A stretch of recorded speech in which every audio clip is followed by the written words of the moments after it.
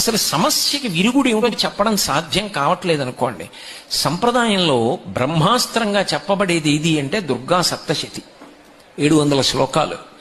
దుర్గా సప్తశతి పారాయణ చేస్తే చాలు, అంత శక్తి.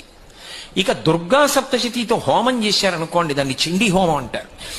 అంటే నేను ఏదో ఇవాళ అమ్మవారి గురించి చెప్తున్నానని నేను ఈ మాట చెప్పడం కాదు. ఏ హోమమైనా గొప్పదే, నేను ఏ హోమాన్ని తక్కువ చేయట్లేదు.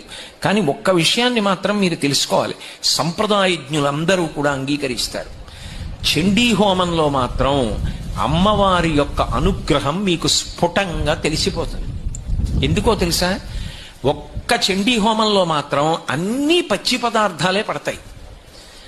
ఇప్ప పువ్వు అదే పనిగా హవనం చేస్తారు. అలాగే ఒక్కొక్క అధ్యాయం పూర్తయిన తర్వాత